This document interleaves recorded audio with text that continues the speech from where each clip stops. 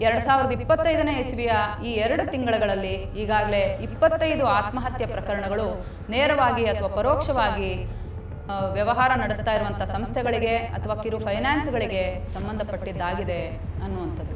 ಸಾಲ ವಸೂಲಾತಿಗಾಗಿ ಅಕ್ರಮವಾದಂಥ ಕ್ರಮಗಳಿಗೆ ಅಥವಾ ಅತಿಯಾದ ಸಾಲ ಕೊಡುವಿಕೆಗೆ ಅಷ್ಟು ಮಾತ್ರ ಅಲ್ಲದೇನೆ ಅತಿಯಾದ ಬಡ್ಡಿ ಸಂಗ್ರಹಕ್ಕೂ ಕೂಡ ಮೈಕ್ರೋ ಫೈನಾನ್ಸ್ ಸಂಸ್ಥೆಗಳು ಮುಂದಾಗಿದ್ವು ಅಂಥೇಳಿ ದ ಇಂಡಿಯನ್ ಎಕ್ಸ್‌ಪ್ರೆಸ್ ಪತ್ರಿಕೆ ವರದಿ ಮಾಡಿದೆ. ಇತ್ತೀಚೆಗೆ ನಡೀತಿರುವಂತಹ ಕಿರು ಸಾಲದಿಂದ ಅಥವಾ ಮೈಕ್ರೋ ಫೈನಾನ್ಸ್ ಸಂಸ್ಥೆಗಳ ಸಾಲ ವಸೂಲಾತಿಯಿಂದ ನಡೀತಾ ಇದ್ದಾವೆ ಅಂತ ಹೇಳ್ತಾ ಇರ್ತಕ್ಕಂಥ ಆತ್ಮಹತ್ಯೆಗಳಿಗೆ ನಿಜವಾದ ಕಾರಣ ಏನು?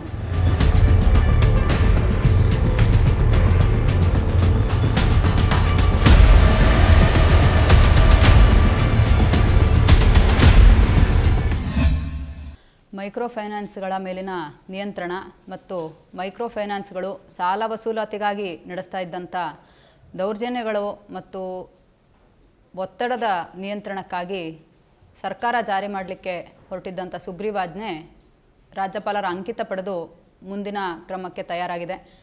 ಈ ಸುಗ್ರೀವಾಜ್ಞೆ ಜಾರಿಯಾಗಬೇಕಾದಂಥ ಸಂದರ್ಭ ಏನಿತ್ತು ಕರ್ನಾಟಕದಲ್ಲಿ ಅನ್ನೋದು ಚರ್ಚೆಗೆ ಆಸ್ಪದ ಆಗಿದೆ. ಯಾಕಂದರೆ ಸ್ವಲ್ಪ ಸಮಯದ ಹಿಂದೆ ಕಿರು ಸಾಲ ನೀಡುವಂಥ ಮೈಕ್ರೋ ಕ್ರೆಡಿಟ್ ಸಂಸ್ಥೆಗಳು ಅಥವಾ ಕಿರು ಹಣಕಾಸು ವ್ಯವಹಾರ ನಡೆಸುವಂಥ ಮೈಕ್ರೋ ಫೈನಾನ್ಸ್ ಸಂಸ್ಥೆಗಳನ್ನು ಬಡವರ ಪಾಲಿನ ವರದಾನ ಅಂತೇಳಿ ಭಾವಿಸಲಾಗಿತ್ತು. 2006ರಲ್ಲಿ ನೊಬೆಲ್ ಪ್ರಶಸ್ತಿ ಸಮಿತಿಯು ಮೊಹಮ್ಮದ್ ಯೂನುಸ್ ಅವರಿಗೆ ಮತ್ತು ಗ್ರಾಮೀಣ ಬ್ಯಾಂಕ್ಗೆ ನೊಬೆಲ್ ಶಾಂತಿ ಪ್ರಶಸ್ತಿಯನ್ನು ನೀಡಿತು. ಅದಷ್ಟೇ ಅಲ್ಲ, ಕಿರು ಸಾಲದ ಕುರಿತಾದಂಥ ಜಾಗತಿಕ ಸಮಾವೇಶ ಕಿರು ಸಾಲಗಳು ಜಗತ್ತಿನ ಬಡತನವನ್ನು ನೀಗಿಸೋದಕ್ಕೆ ಅತ್ಯಂತ ಪರಿಣಾಮಕಾರಿಯಾದಂಥ ಸಾಧನ ಅಂಥೇಳಿ ಅದಕ್ಕೆ ಅಪಾರವಾದಂಥ ಮೆಚ್ಚುಗೆಯನ್ನು ಸೂಚಿಸಿದವು. ಅಷ್ಟೇ ಅಲ್ಲದೇ ಮೊಹಮ್ಮದ್ ಯೂನುಸ್ ಅವರು ಬಹಳ ಮಹತ್ವಾಕಾಂಕ್ಷೆಯಿಂದ 2030ರ ಹೊತ್ತಿಗೆ ಕಿರು ಸಾಲಗಳ ಮೂಲಕನೇ ಬಾಂಗ್ಲಾದೇಶದ ಬಡತನವನ್ನು ಸಂಪೂರ್ಣವಾಗಿ ನಿವಾರಿಸ್ತೀವಿ ಅನ್ನುವಂಥ ಘೋಷಣೆಯನ್ನು ಕೂಡ ಮಾಡಿದ್ರು. ಹೀಗೆಲ್ಲ ಇದ್ದಂತಹ ಮೈಕ್ರೋ ಕ್ರೆಡಿಟ್ ಅಥವಾ ಮೈಕ್ರೋ ಫೈನಾನ್ಸ್ ಬರ್ಬರ್ತಾ ತನ್ನ ಸ್ವರೂಪವನ್ನು ಬದಲಾಯಿಸ್ತಾ ಅಥವಾ ಇವತ್ತು ಕರ್ನಾಟಕದಲ್ಲಿ ಮೈಕ್ರೋ ಫೈನಾನ್ಸ್ಗಳ ಸಾಲ ವಸೂಲಾತಿಯಿಂದ ನಡೀತಾ ಇರುವಂಥ ಆತ್ಮಹತ್ಯೆಗಳು ಅಂಥೇಳಿ ಸರಣಿಯೋಪಾದಿಯಲ್ಲಿ ನಡೀತಿರುವಂಥ ಆತ್ಮಹತ್ಯೆಗಳ ಹಿಂದೆ ಇರುವಂಥ ನಿಜವಾದ ಕಾರಣಗಳೇನು, ಇದ್ರ ಬಗ್ಗೆ ಆಳವಾದಂಥ ಚಿಂತನೆ ಅಗತ್ಯ ಇದೆ. ಮೈಕ್ರೋ ಫೈನಾನ್ಸ್ಗಳ ಬಗ್ಗೆ ನಡೆದಂಥ ಅನೇಕ ಅಧ್ಯಯನಗಳು ಜಗತ್ತಿನಾದ್ಯಂತ ಯಾವ ಜನವರ್ಗಗಳಿಗೆ ಸಾಂಪ್ರದಾಯಿಕವಾದಂಥ ಬ್ಯಾಂಕ್ ವ್ಯವಸ್ಥೆ ಸಾಲ ಸವಲತ್ತನ್ನು ನೀಡೋದಿಲ್ವೋ ಅಂತಹ ಎಲ್ಲರಿಗೂ ಬದುಕಿನಲ್ಲಿ ಯಾವುದಾದ್ರೂ ರೀತಿಯಲ್ಲಿ ಮೇಲ್ಚಲನೆ ಗಳಿಸಲಿಕ್ಕೆ ಬೇಕಿರುವಂಥ ಹಣಕಾಸಿನ ನೆರವನ್ನು ಮೈಕ್ರೋ ಫೈನಾನ್ಸ್ ಅಥವಾ ಮೈಕ್ರೋ ಕ್ರೆಡಿಟ್ ಒದಗಿಸುತ್ತೆ. ಕಿರುಸಾಲಗಳು ಯಾವುದೇ ಒತ್ತೆಯನ್ನು ಆಗ್ರಹಿಸದೇನೆ ತಮ್ಮ ವಿಶೇಷವಾದಂಥ ಸಾಲ ವಸೂಲಾತಿಯ ತಂತ್ರಗಳ ಮೂಲಕ ಅಥವಾ ಕಿರು ಸಾಲದ ಹೊಸ ಬಗೆಯ ವಿನೂತನವಾದಂಥ ಪ್ರಯೋಗಗಳ ಮೂಲಕ ಪ್ರಪಂಚದಾದ್ಯಂತ ಸುದ್ದಿಯಾಗಿದ್ದಾವೆ. ಕಿರು ಸಾಲದ ಪ್ರಯೋಜನವನ್ನು ಪಡಿತಾ ಇದ್ದಾವೆ ಅಂಥೇಳಿ ಹೇಳಲಾಗ್ತಾ ಇರುವಂಥ ದೇಶಗಳಲ್ಲಿ ಕೇವಲ ಭಾರತ ಮಾತ್ರ ಇಲ್ಲ. ಭಾರತ ಉಪಖಂಡದ ಭಾರತ, ಬಾಂಗ್ಲಾದೇಶ, ಶ್ರೀಲಂಕಾ, ಪಾಕಿಸ್ತಾನ ಮುಂತಾದ ದೇಶಗಳಷ್ಟೇ ಅಲ್ಲದೇ ಆಫ್ರಿಕಾದ ಅನೇಕ ದೇಶಗಳು, ಲ್ಯಾಟಿನ್ ಅಮೆರಿಕದ ಅನೇಕ ದೇಶಗಳಲ್ಲೂ ಕೂಡ ಮೈಕ್ರೋ ಕ್ರೆಡಿಟ್ ಅಥವಾ ಕಿರುಸಾಲ ಅನ್ನುವಂಥದ್ದು ಅತ್ಯಂತ ಪ್ರಸಿದ್ಧಿ ಪಡೆದಂಥ ಒಂದು ಯೋಜನೆಯಾಗಿ ಹೊರಹೊಮ್ಮಿದೆ. ಎಷ್ಟರ ಮಟ್ಟಕ್ಕೆ ಅಂತಂದರೆ, ಮುಂದುವರಿದ ದೇಶಗಳಲ್ಲಿ ಯಾವುದಾದ್ರೂ ಬಗೆಯ ದಾನ ಧರ್ಮ ಅಥವಾ ಚಾರಿಟಿ ಮಾಡಬೇಕು ಅಂತಂದರೆ ಅತ್ಯಂತ ಜನಪ್ರಿಯವಾದಂಥ ವಿಧಾನ ಯಾವುದು ಅಂದರೆ, ಹಿಂದುಳಿದ ದೇಶಗಳಿಗೆ ಅಥವಾ ಅಭಿವೃದ್ಧಿಶೀಲ ದೇಶಗಳಿಗೆ ಮೈಕ್ರೋ ಕ್ರೆಡಿಟನ್ನು ಕೊಡ್ತಾ ಇರುವಂಥ ಸಹಕಾರಿ ಸಂಸ್ಥೆಗಳಿಗೆ ಅಥವಾ ಕಿರುಸಾಲವನ್ನು ಒದಗಿಸುವ ಸಂಸ್ಥೆಗಳಿಗೆ ಸಾಲ ಕೊಡುವಂಥ ದೊಡ್ಡ ಮಟ್ಟದ ಸಹಕಾರಿ ಬ್ಯಾಂಕ್ಗಳಿಗೆ ಹಣವನ್ನು ದಾನವಾಗಿ ಕೊಡುವಂಥದ್ದು ತುಂಬ ಜನಪ್ರಿಯವಾದಂಥ ಹೆಜ್ಜೆಯಾಗಿದೆ. ಹೀಗಿರಬೇಕಾದ್ರೆ ಇದರ ಪ್ರಯೋಜನ ಪಡೀತಿರ್ತಕ್ಕಂಥ ಜನವರ್ಗಗಳು ಯಾವ ರೀತಿಯಲ್ಲಿ ಸಂಕಷ್ಟಕ್ಕೆ ಸಿಕ್ಕಾಕೊಳ್ಳುವಂಥ ಪರಿಸ್ಥಿತಿ ಉಂಟಾಯಿತು? ಮೈಕ್ರೋ ಕ್ರೆಡಿಟಿನ ಬಗ್ಗೆ ವಿಶ್ಲೇಷಣೆ ನಡೆಸ್ತಾ ಇದ್ದಂಥ ಸಂದರ್ಭದಲ್ಲಿ ಒಂದು ಬಹಳ ಜನಪ್ರಿಯವಾದಂಥ BBC ಸಂದರ್ಶನದಲ್ಲಿ ಮೊಹಮ್ಮದ್ ಯೂನುಸ್ ಅವರು ಹೇಳ್ತಾರೆ, ಇವು ಕೇವಲ ಬಡತನವನ್ನು ನಿವಾರಿಸಲಿಕ್ಕೆ ಮಾತ್ರ ಪ್ರಯೋಜನಕಾರಿಯಲ್ಲ, ಅಷ್ಟೇ ಅಲ್ಲದೇನೆ ಕುಟುಂಬದ ಒಳಗಡೆ ಇರುವಂತಹ ಪಿತೃಪ್ರಧಾನತೆಯ ಹಿಡಿತವನ್ನು ಕೂಡ ಮೈಕ್ರೋ ಕ್ರೆಡಿಟ್ ಅಥವಾ ಕಿರುಸಾಲದ ಮೂಲಕ ನಿಧಾನವಾಗಿ ಬಗೆಹರಿಸಲಿಕ್ಕೆ ಸಾಧ್ಯ ಇದೆ ಅಂಥೇಳಿ. ಇದು ಹೇಗೆ ಅಂತ ಹೇಳಿದ್ರೆ, ಈ ಥರದ ಅನೇಕ ಸಂಘಗಳು ಕಿರುಸಾಲವನ್ನು ಸಂಘಗಳ ಮೂಲಕ ಕೊಡುವಂಥದ್ದು ಅತ್ಯಂತ ಜನಪ್ರಿಯವಾದಂಥ ವಿಧಾನ. 10 ಜನ, 20 ಜನ, 5 ಜನ ಅಥವಾ ಅದಕ್ಕಿಂತ ಹೆಚ್ಚಿಗೆ ಜನ ಇರುವಂತಹ ಸಣ್ಣ ಸಣ್ಣ ಸೆಲ್ಫ್ ಹೆಲ್ಪ್ ಅಥವಾ ಸ್ವಸಹಾಯ ಗುಂಪುಗಳ ಮೂಲಕ, ಸಂಘಗಳ ಮೂಲಕ ಕಿರುಸಾಲವನ್ನು ಕೊಡಲಾಗತ್ತೆ. ಈ ಸಂಘಗಳು ಒಂದು ಕಡೆ ಸೇರುವಂಥದ್ದು ಹೆಚ್ಚಿನ ಪ್ರಮಾಣದಲ್ಲಿ ಮಹಿಳೆಯರನ್ನು ಒಳಗೊಂಡಂತೆ. ಇದಕ್ಕೂ ಕೂಡ ಒಂದು ಕಾರಣ ಇದೆ. ಮಹಿಳೆಯರ ಆರ್ಥಿಕ ಶಿಸ್ತು ಪುರುಷರಿಗಿಂತ ಹೆಚ್ಚು ಅನ್ನುವಂಥದ್ದು ಅನೇಕ ಜಾಗತಿಕ ಹಣಕಾಸು ಸಂಸ್ಥೆಗಳ ಮಾರುಕಟ್ಟೆ ಅಧ್ಯಯನಗಳು ತೋರಿಸುವಂಥ ಸಂಗತಿ. ಹಾಗಿರೋದ್ರಿಂದ ಕಿರುಸಾಲ ನೀಡುವಂಥ ಸಂಸ್ಥೆಗಳು ಕೂಡ ಸಹಜವಾಗಿ ಮಹಿಳೆಯರು ಸ್ವಸಹಾಯ ಸಂಘದ ಸದಸ್ಯರಾಗೋದನ್ನೇ ಪ್ರೋತ್ಸಾಹಿಸ್ತವೆ ಮತ್ತು ಮಹಿಳೆಯರೇ ನಡೆಸುವಂಥ ಸಂಘಗಳಿಗೆ ಅಥವಾ ಮಹಿಳೆಯರು ಸಂಘದ ಸದಸ್ಯರಾಗಿರುವಂತಹ ಗುಂಪುಗಳಿಗೆ ಹೆಚ್ಚಿನ ಪ್ರಮಾಣದಲ್ಲಿ ಸಾಲ ನೀಡೋದಕ್ಕೆ ಮುಂದಾಗ್ತವೆ. ಇತ್ತೀಚೆಗೆ ಕರ್ನಾಟಕದಲ್ಲಿ ಕಳೆದ ದಶಕದಲ್ಲಿ ಬಹಳ ಜನಪ್ರಿಯವಾಗಿರುವಂತಹ ಧರ್ಮಸ್ಥಳ ಶ್ರೀ ಮಂಜುನಾಥ ಸ್ವಾಮಿ ಸಹಕಾರಿ ಸಂಸ್ಥೆಗಳ ಮೂಲಕ ಕಿರುಸಾಲ ಕೊಡುವಂಥ ನೆಟ್ವರ್ಕ್ಗಳೇನಿದ್ದಾವೆ ಇವಂತೂ ಕಡ್ಡಾಯವಾಗಿ ಮಹಿಳೆಯರನ್ನು ಈ ಥರದ ಸಂಘಗಳಿಗೆ ಅಥವಾ ಗುಂಪುಗಳಿಗೆ ಸೇರ್ಕೊಳ್ಳೋದಕ್ಕೆ ಪ್ರೋತ್ಸಾಹಿಸ್ತವೆ.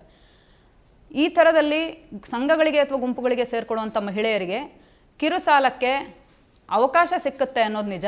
ಅದರಿಂದಾಗಿ ಕುಟುಂಬದೊಳಗಡೆ ಮೊದಲಿಗಿಂತ ಅವರ ಸ್ಥಾನಮಾನ ಸಣ್ಣ ಪ್ರಮಾಣದಲ್ಲಿ ಬದಲಾಗತ್ತೆ ಅನ್ನೋದು ಕೂಡ ನಿಜ. ಆದರೆ ಈ ಕಿರುಸಾಲಕ್ಕೆ ಅವಕಾಶ ಸಿಕ್ಕಂಥ ಮಹಿಳೆಯರಲ್ಲಿ ಎಷ್ಟು ಜನಕ್ಕೆ ಆ ಕಿರುಸಾಲವನ್ನು ತಾವೇ ತಮ್ಮ ಆಯ್ಕೆಗೆ ತಕ್ಕಂತೆ ಬಳಸುವಂಥ ಅಧಿಕಾರ ಕೂಡ ಸಿಕ್ಕುತ್ತೆ? ಇದು ಪ್ರಶ್ನಾರ್ಥಕವಾಗಿರುವಂಥ ಬಹಳ ಮುಖ್ಯವಾದ ಮತ್ತೊಂದು ಸಂಗತಿ. ಆದರೆ ಇದೆಲ್ಲದರ ಆಚೆಗೆ ಈ ಕಿರುಸಾಲಕ್ಕಾಗಿ ರೂಪುಗೊಂಡಂಥ ಗುಂಪುಗಳಿಂದ, ಸಂಘಗಳಿಂದ ಮಹಿಳೆಯರ ಕೌಟುಂಬಿಕ ಪರಿಸ್ಥಿತಿ ಸುಧಾರಣೆ ಆಗುತ್ತೆ ಅನ್ನೋದು ಸತ್ಯನಾ ಅಂತ ಪರಿಶೀಲನೆ ಮಾಡಿದ್ರೆ 1 ದಶಕಕ್ಕಿಂತ ಹೆಚ್ಚು ಕಾಲ ಮಹಿಳೆಯರು ಈ ಕಿರುಸಾಲದ ಪ್ರಯೋಜನ ಪಡೆದು ತಮ್ಮ ಆರ್ಥಿಕ ಪರಿಸ್ಥಿತಿಗಳನ್ನ ಸುಧಾರಿಸ್ಕೊಳ್ತಾ ಇದ್ರು ಅಂಥೇಳಿ ಎಕನಾಮಿಕ್ ಟೈಮ್ಸ್ ಪತ್ರಿಕೆ ವರದಿ ಮಾಡುತ್ತೆ. ಅದೇ ರೀತಿಯಲ್ಲಿ ಇದರಿಂದ ಗ್ರಾಮೀಣ ಜನವರ್ಗಗಳಿಗೆ ಪ್ರಯೋಜನ ಆಗ್ತಾ ಇತ್ತು ಅಂತ ಕೂಡ ಅನೇಕ ಅಧ್ಯಯನಗಳು ಹೇಳ್ತವೆ. ಇಂಥ ಸನ್ನಿವೇಶದಲ್ಲಿ ನಮ್ಮ ಮುಂದೆ ಒಂದು ಬಹಳ ಮುಖ್ಯವಾದಂಥ ಪ್ರಶ್ನೆ ಏಳುತ್ತೆ. ಹಾಗಿದ್ರೆ ಕರ್ನಾಟಕದಲ್ಲಿ ಇತ್ತೀಚೆಗೆ ನಡೀತಿರುವಂತಹ ಕಿರುಸಾಲದಿಂದ ಅಥವಾ ಮೈಕ್ರೋ ಫೈನಾನ್ಸ್ ಸಂಸ್ಥೆಗಳ ಸಾಲ ವಸೂಲಾತಿಯಿಂದ ನಡೀತಾ ಇದ್ದಾವೆ ಅಂತ ಹೇಳ್ತಾ ಇರತಕ್ಕಂಥ ಆತ್ಮಹತ್ಯೆಗಳಿಗೆ ನಿಜವಾದ ಕಾರಣ ಏನು? ಈ ರೀತಿಯ ಆತ್ಮಹತ್ಯೆಗಳು ಇವತ್ತು ಕರ್ನಾಟಕದಲ್ಲಿ ಮಾತ್ರ ನಡೀತಾ ಇಲ್ಲ. ಆಗಾಗ ಇವು ನಮ್ಮ ರಾಜ್ಯದಲ್ಲೂ ನಡೆದಿದ್ದಾವೆ. ಬೇರೆ ಬೇರೆ ರಾಜ್ಯಗಳಲ್ಲಿ ಈ ಥರದಲ್ಲಿ ಸರಣಿ ಆತ್ಮಹತ್ಯೆಗಳು ಕಿರುಸಾಲದಿಂದಾಗಿ ನಡೆದಿರುವಂಥದ್ದು ಈಗಾಗಲೇ ವರದಿಯಾಗಿರುವಂಥ ಘಟನೆಗಳು. 2010ರಲ್ಲಿ ಆಂಧ್ರ ಪ್ರದೇಶದಲ್ಲಿ ಕಿರುಸಾಲದಿಂದ ಉಂಟಾದಂಥ ಆತ್ಮಹತ್ಯೆಯ ಸರಣಿಗಳು ಇಡೀ ಪ್ರಪಂಚದ ಗಮನ ಸೆಳೆದವು. ಅನೇಕ ಅಧ್ಯಯನಗಳಿಗೆ ಇವು ಕಾರಣ ಆದವು. 2010ರಲ್ಲಿ ನಡೆದಂಥ ಈ ಬಗೆಯ ಈ ಸರಣಿ ಆತ್ಮಹತ್ಯೆಗಳನ್ನು ಆಂಧ್ರ ಪ್ರದೇಶದ ಮೈಕ್ರೋ ಫೈನಾನ್ಸ್ ಕ್ರೈಸಿಸ್ ಅಂತಲೇ ಕರೆಯಲಾಗತ್ತೆ. ಅವತ್ತು ಆಂಧ್ರದಲ್ಲಿ ನಡೆದಂಥ ಬಿಕ್ಕಟ್ಟು ಏನಿದೆಯೋ ಅದು ಇವತ್ತು ಕರ್ನಾಟಕಕ್ಕೆ ಬಂದಿದೆಯಾ? ಅಥವಾ ಕರ್ನಾಟಕದಲ್ಲಿ ಇವತ್ತು ನಡೀತಾ ಇರುವಂತಹ ಈ ಆತ್ಮಹತ್ಯೆಗಳಿಗೆ ಹಿನ್ನೆಲೆಯಲ್ಲಿ ಇರುವಂಥ ಇನ್ನಿತರ ಏನೆಲ್ಲ ಅಂಶಗಳ ಮೇಲೆ ನಾವು ಗಮನ ಹರಿಸಬೇಕಾಗಿದೆ? 2024ನೇ ಇಸ್ವಿಯಲ್ಲಿ ಕರ್ನಾಟಕದಲ್ಲಿ ದಾಖಲಾಗಿರುವಂತಹ 34 ಆತ್ಮಹತ್ಯೆ ಪ್ರಕರಣಗಳಲ್ಲಿ ಮೈಕ್ರೋ ಫೈನಾನ್ಸ್ನ ಸಾಲದ ಹೊರೆ ಅಥವಾ ಮೈಕ್ರೋ ಫೈನಾನ್ಸ್ ವತಿಯಿಂದ ನಡೆದಂಥ ಸಾಲ ವಸೂಲಾತಿಯ ಕಿರುಕುಳ ಆತ್ಮಹತ್ಯೆಗೆ ಕಾರಣ ಅಂಥೇಳಿ ನೇರವಾಗಿ ದಾಖಲಿಸಲಾಗಿದೆ. ಅದೇ ಥರದಲ್ಲಿ ಸುಮಾರು 16 ಪ್ರಕರಣಗಳಲ್ಲಿ ಸಾಲ ವಸೂಲಾತಿಗಾಗಿ ಕಿರುಕುಳ ನಡೆದಿದೆ ಅನ್ನುವಂಥದ್ದನ್ನು ಕುಟುಂಬಸ್ಥರು ತಮ್ಮ ಮೊದಲ ಪ್ರಾಥಮಿಕ ಮಾಹಿತಿಯಲ್ಲಿ ದಾಖಲಿಸಿದ್ದಾರೆ.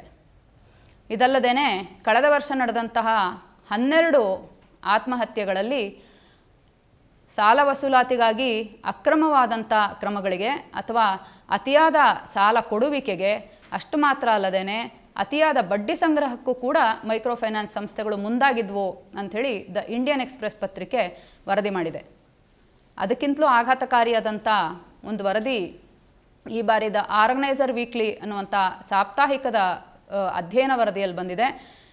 2025ನೇ ಇಸ್ವಿಯ ಈ 2 ತಿಂಗಳುಗಳಲ್ಲಿ ಈಗಾಗಲೇ 25 ಆತ್ಮಹತ್ಯೆ ಪ್ರಕರಣಗಳು ನೇರವಾಗಿ ಅಥವಾ ಪರೋಕ್ಷವಾಗಿ ಕಿರು ಹಣಕಾಸು ವ್ಯವಹಾರ ನಡೆಸ್ತಾ ಇರುವಂಥ ಸಂಸ್ಥೆಗಳಿಗೆ ಅಥವಾ ಕಿರು ಫೈನಾನ್ಸ್ಗಳಿಗೆ ಸಂಬಂಧಪಟ್ಟಿದ್ದಾಗಿದೆ ಅನ್ನುವಂಥದ್ದು.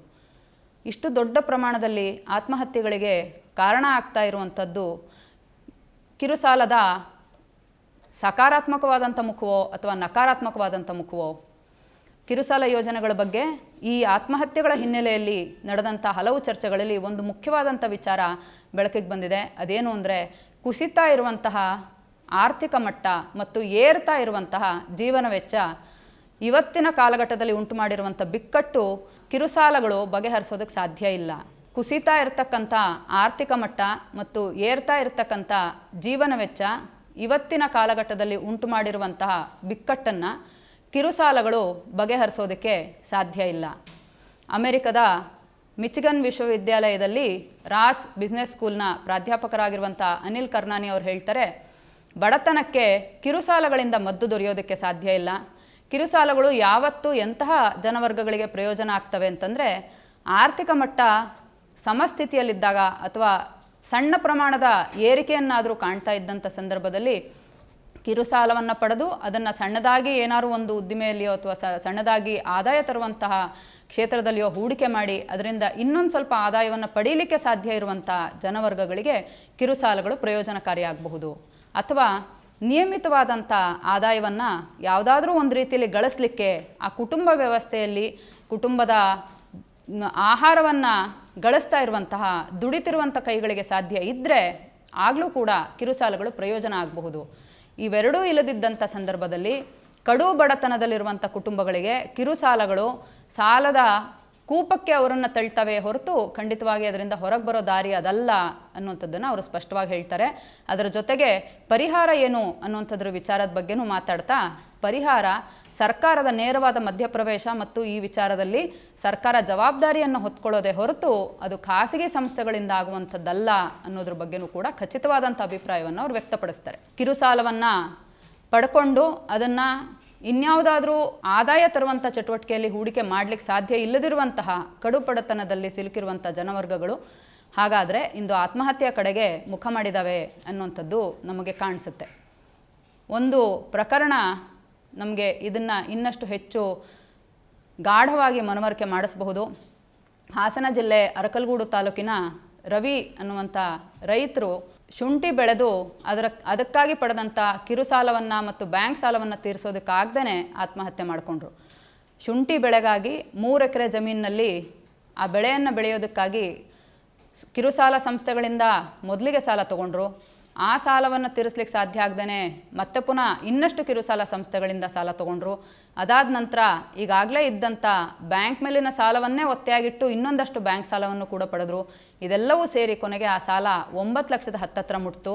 ಆದರೆ ಆ ಕುಟುಂಬಕ್ಕೆ ಸಾಲದಲ್ಲಿದ್ದಂಥ ಆ ಜಮೀನನ್ನು ಹೊರತುಪಡಿಸಿದ್ರೆ ಇನ್ನು ಬೇರೆ ಯಾವುದೇ ಬಗೆಯ ಆಸ್ತಿಯೂ ಇರಲಿಲ್ಲ ಅಥವಾ ಹಿಂದಕ್ಕೆ ಹೊರಕೊಳ್ಳಿಕ್ಕೆ ಬೇಕಿರುವಂಥ ಯಾವುದೇ ಸಾಮಾಜಿಕ ರಚನೆಗಳು ಇರಲಿಲ್ಲ. ಕೊನೆಗೆ ಇನ್ನೆಲ್ಲಿಗೂ ಹೋಗೋದಕ್ಕೆ ದಿಕ್ಕು ಕಾಣದೇನೆ ಡೆಡ್ ಎಂಡ್ ಮುಟ್ಟಿದ್ದೀನಿ ಅಂತ ಅನಿಸಿದಂತಹ ರೈತರು ಕೊನೆಯಲ್ಲಿ ಕಿರುಸಾಲವನ್ನು ತೀರಿಸ್ಲಿಕ್ಕೆ ಸಾಧ್ಯ ಆಗದೇನೆ ಮತ್ತು ಬ್ಯಾಂಕ್ ಸಾಲವನ್ನು ತೀರಿಸ್ಲಿಕ್ಕೆ ಸಾಧ್ಯ ಆಗದೇನೆ ಆತ್ಮಹತ್ಯೆ ಮಾಡಿಕೊಂಡ್ರು ಅಂಥೇಳಿ ಕುಟುಂಬದ ಸದಸ್ಯರು ದೂರಿನಲ್ಲಿ ತಿಳಿಸಿದ್ದಾರೆ. ಈ ಬಗೆಯ ವಿಷವೃತ್ತಕ್ಕೆ ನಿಧಾನವಾಗಿ ಬಡ ಮತ್ತು ಕಡು ಬಡ ಕುಟುಂಬಗಳನ್ನು ಮೈಕ್ರೋ ಫೈನಾನ್ಸ್ ಸಾಲಗಳು ಸಿಲುಕಿಸ್ತಾ ಇದ್ದಾವೆ. ಆದಾಯವನ್ನು ಗಳಿಸಲಿಕ್ಕೆ ಅವಶ್ಯಕತೆ ಇರುವಂಥ ಕ್ಷೇತ್ರಗಳು ಇವತ್ತು ಲಭ್ಯ ಇಲ್ಲದೇ ಇರುವಂಥ ಸಂದರ್ಭದಲ್ಲಿ ಕಿರುಸಾಲ ಪಡಿತಾ ಇರತಕ್ಕಂಥ ಬಡ ಮತ್ತು ಕಡುಬಡ ಕುಟುಂಬಗಳು ಅವನ್ನು 77% ತಮ್ಮ ವ್ಯಕ್ತಿಗತ ಬಳಕೆಗಾಗಿ ಉಪಯೋಗಿಸ್ಕೊಳ್ತಾ ಇದ್ದಾವೆ ಅಂಥೇಳಿ ಇದ್ರ ಕುರಿತು ನಡೆದಿರುವಂಥ ಗ್ರಾಮೀಣ ಅಧ್ಯಯನಗಳು ತಿಳಿಸ್ತವೆ. ಉಳಿದಂಥದ್ದನ್ನು ಕೂಡ ಅವರು ಹೂಡಿಕೆಯಾಗಿ ಬಳಸ್ತಾ ಇಲ್ಲ, ಬದಲಿಗೆ ಬೇರೆ ಯಾವುದೋ ಕೌಟುಂಬಿಕ ಖರ್ಚುಗಳಿಗಾಗಿ ಅದನ್ನು ಎತ್ತಿಡೋದಕ್ಕಾಗಿ ಉಪಯೋಗಿಸ್ಕೊಳ್ತಾ ಇದ್ದಾರೆ. ಅದರ ಅರ್ಥ ಏನು ಅಂದರೆ 100% ಈ ಥರದಲ್ಲಿ ಪಡಿತಾ ಇರತಕ್ಕಂಥ ಸಾಲ ಯಾವುದೇ ಹೊಸ ಆದಾಯವನ್ನು ಆ ಕುಟುಂಬಕ್ಕೆ ಒದಗಿಸ್ತಾ ಇಲ್ಲ. ಹಾಗಿದ್ರೆ ಇಷ್ಟು ದಿನಗಳ ಕಾಲ ಮೈಕ್ರೋ ಫೈನಾನ್ಸ್ ಸಂಸ್ಥೆಗಳು ಸಾಲ ವಸೂಲಾತಿಯನ್ನು ಹೇಗೆ ಮಾಡ್ತಾ ಇದ್ವು? ಕಿರುಸಾಲದ ವ್ಯವಹಾರ ನಡೆಸುವಂಥ ಸಂಸ್ಥೆಗಳಲ್ಲಿ ಮೈಕ್ರೋ ಕ್ರೆಡಿಟ್ ಅಥವಾ ಮೈಕ್ರೋ ಫೈನಾನ್ಸ್ ಸಂಸ್ಥೆಗಳಲ್ಲಿ ಸಾಲ ವಸೂಲಾತಿ ಸಾಂಪ್ರದಾಯಿಕವಾದಂಥ ಬ್ಯಾಂಕ್ಗಳ ಸಾಲ ವಸೂಲಾತಿಗಿಂತ ಬಹಳ ಹೆಚ್ಚಿನ ಮಟ್ಟದಲ್ಲಿರುತ್ತೆ ಅನ್ನೋದನ್ನು ಎಲ್ಲ ಅಂಕಿಅಂಶಗಳು ಕೂಡ ನಮಗೆ ಸುದೀರ್ಘ ಕಾಲ ತೋರಿಸ್ಕೊಂಡು ಬಂದಿದ್ದಾವೆ. ಇದಕ್ಕಾಗಿ ಮೈಕ್ರೋ ಫೈನಾನ್ಸ್ ಸಂಸ್ಥೆಗಳು ಯಾವ ಹೊಸ ಬಗೆಯ ಕ್ರಮಗಳನ್ನ ಅಳವಡಿಸ್ತವೆ ಅನ್ನೋದ್ರ ಬಗ್ಗೆ ಅಧ್ಯಯನಗಳು ಕೂಡ ನಡೆದಿದ್ದಾವೆ.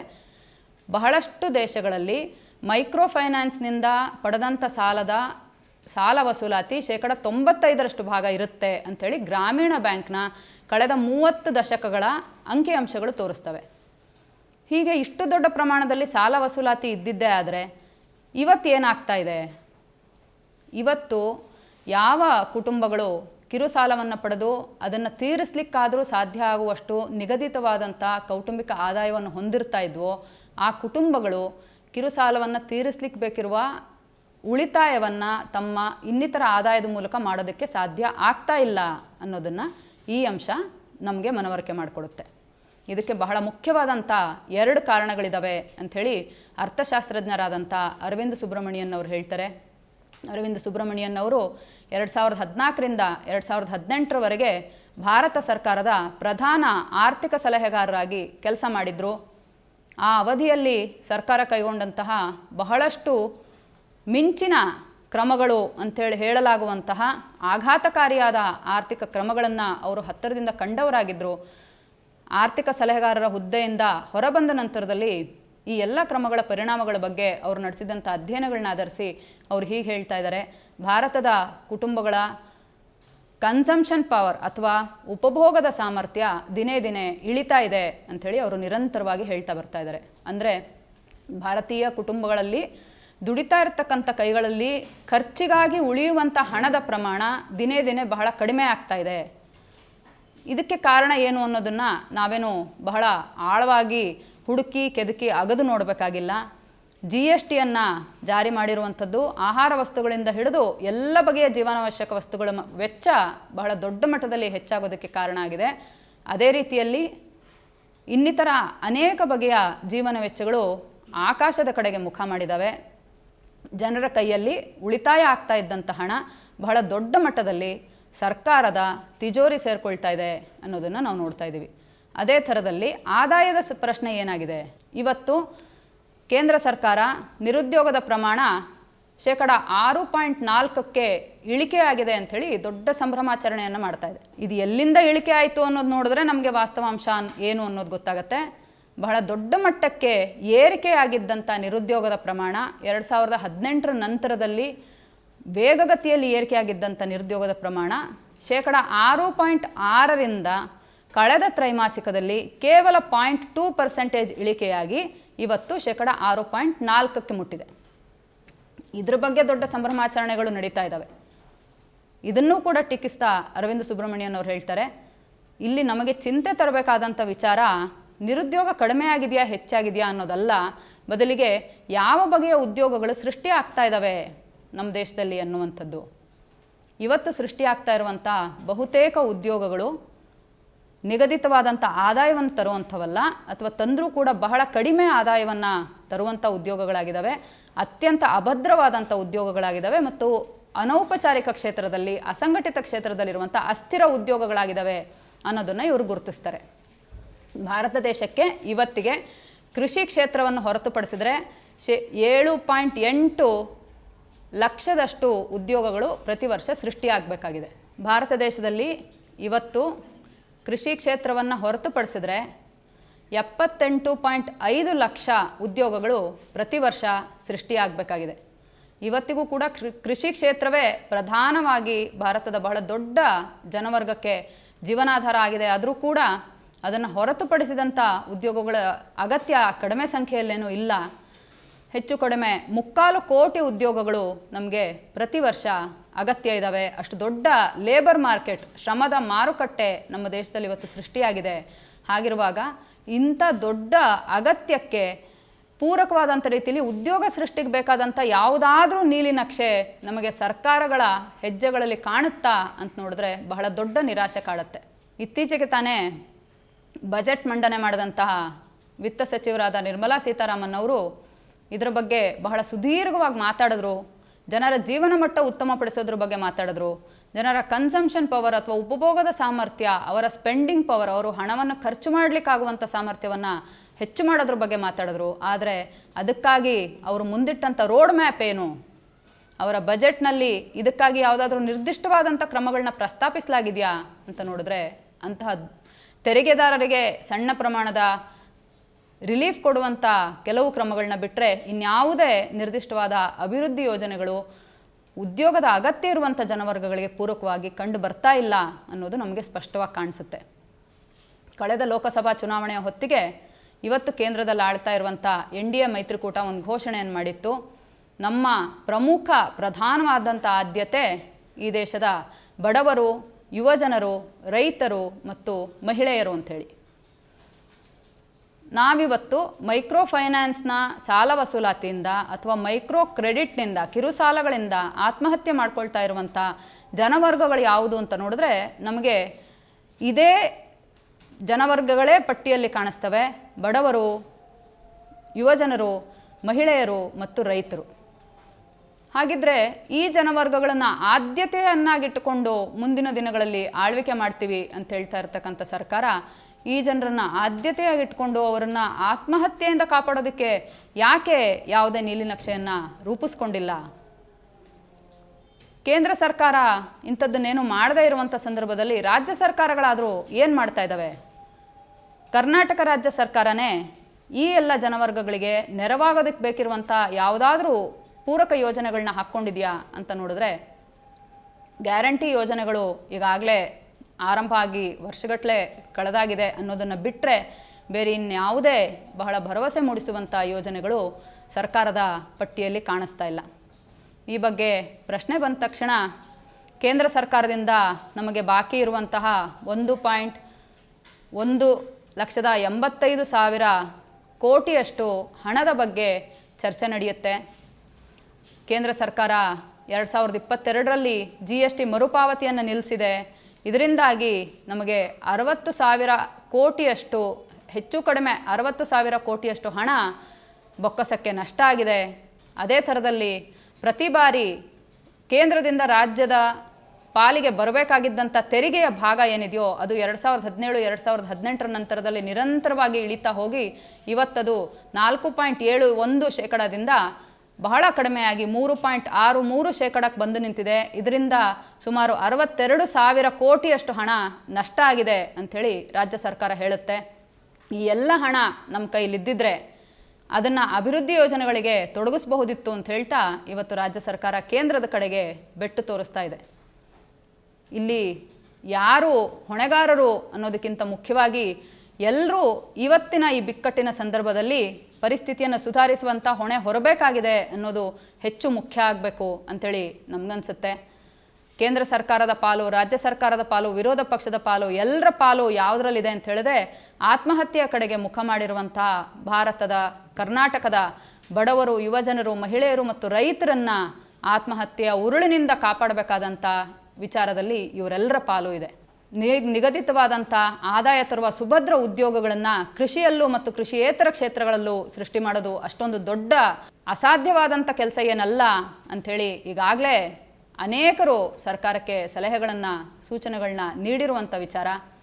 ಸಣ್ಣ ಮತ್ತು ಮಧ್ಯಮ ಉದ್ದಿಮೆಗಳ ಮೇಲೆ ಹಣ ಹೂಡಿಕೆ ಮಾಡಿದ್ರೆ, ಅದೇ ಥರದಲ್ಲಿ ಜನರ ಕೈಯಲ್ಲಿ ಹಣ ಇರುವಂತೆ ನೇರವಾದಂಥ ಹಣ ವರ್ಗಾವಣೆಯ ಯೋಜನೆಗಳನ್ನು ಜಾರಿಗೆ ಮಾಡಿದ್ರೆ, ಸಬ್ಸಿಡಿಗಳನ್ನು ಕಡಿತಗೊಳಿಸ್ದೇನೆ ಸಬ್ಸಿಡಿಗಳ ಪ್ರಮಾಣವನ್ನು ಹೆಚ್ಚು ಮಾಡಿದ್ರೆ, ಸಹಾಯಧನಗಳನ್ನ ಕಡಿತಗೊಳಿಸ್ದೇನೆ ಸಹಾಯಧನಗಳನ್ನ ಹೆಚ್ಚು ಮಾಡಿದ್ರೆ, ನರೇಗಾದಂಥ ಯೋಜನೆಗಳಿಗೆ ಕೊಡಬೇಕಾದಂಥ ಬಜೆಟನ್ನು ಕಡಿತಗೊಳಿಸ್ದೇನೆ ಅದರ ಬದಲು ನರೇಗಾ ಮತ್ತು ಈ ಥರದ ಉದ್ಯೋಗ ಸೃಷ್ಟಿಯ ಯೋಜನೆಗಳನ್ನು ಇನ್ನಷ್ಟು ಹೆಚ್ಚು ಮಾಡಿದ್ರೆ ಖಂಡಿತವಾಗಿ ಜನಸಮುದಾಯಗಳು ಕಿರುಸಾಲದ ಶೂಲಕ್ಕೆ ಸಿಕ್ಕಾಕೊಳ್ಳೋದಿಲ್ಲ. ಬದಲಿಗೆ ತಮ್ಮ ಬದುಕನ್ನು ಮುಂದಕ್ಕೆ ತಗೊಂಡು ಹೋಗೋದಕ್ಕೆ, ಮೇಲ್ಮಟ್ಟಕ್ಕೇರಿಸ್ಕೊಳ್ಳೋದಕ್ಕೆ, ತಾವು ಮೇಲ್ಚಲನೆ ಕಾಣೋದಕ್ಕೆ ಬೇಕಿರುವಂಥ ಆರ್ಥಿಕ ಚಟುವಟಿಕೆಗಳಲ್ಲಿ ತೊಡಕೊಳ್ತಾರೆ ಅನ್ನೋದು ನಿರ್ವಿವಾದವಾದಂಥ ವಿಷಯ.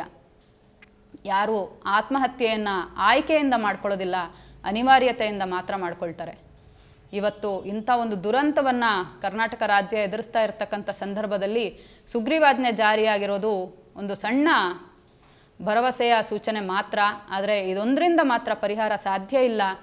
ಬಹಳ ದೊಡ್ಡ ಮಟ್ಟದಲ್ಲಿ ಇದಕ್ಕಾಗಿ ಸಮರೋಪಾದಿಯಲ್ಲಿ ಕೆಲಸ ಆಗಬೇಕಾದಂಥ ಅಗತ್ಯ ಇದೆ. ಬಹಳ ಮುಖ್ಯವಾಗಿ ಇದಕ್ಕೆ ಬೇಕಿರುವಂಥ ಸಿಸ್ಟಮಿಕ್ ಚೇಂಜ್ಗಳೇನು, ವ್ಯವಸ್ಥಿತವಾದಂಥ ಬದಲಾವಣೆ ಏನು ಅನ್ನೋದ್ರ ಬಗ್ಗೆ ಗಂಭೀರವಾದಂಥ ಚರ್ಚೆಗಳು, ಚಿಂತನ ಮಂಥನಗಳು ನಡಿಬೇಕಾದಂಥ ಅಗತ್ಯ ಇದೆ. ಮತ್ತು ಸರ್ಕಾರಗಳು ಇದು ತಮ್ಮ ಜವಾಬ್ದಾರಿ ಅನ್ನೋದನ್ನು ಅರಿತು ತಾವು ಈ ವಿಚಾರದಲ್ಲಿ ಮಧ್ಯಪ್ರವೇಶ ಮಾಡೋದನ್ನು ಮೊದಲ ಆದ್ಯತೆಯನ್ನಾಗಿ ಮಾಡಿಕೊಳ್ಬೇಕಾಗಿದೆ.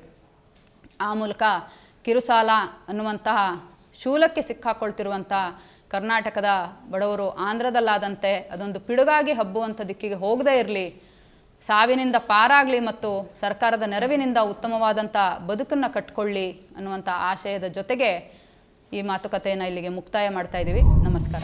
ಮತ್ತಷ್ಟು ವಿಶೇಷ ವಿಡಿಯೋಗಳನ್ನು ನೋಡಲು ಮತ್ತು ಹೊಸ ವಿಡಿಯೋಗಳ ಬಗ್ಗೆ ತಿಳಿಯಲು ಈ ದಿನ .com ಯೂಟ್ಯೂಬ್ ಚಾನೆಲ್ ಸಬ್ಸ್ಕ್ರೈಬ್ ಮಾಡಿ ಮತ್ತು ಬೆಲ್ ಐಕಾನ್ ಕ್ಲಿಕ್ ಮಾಡಿ.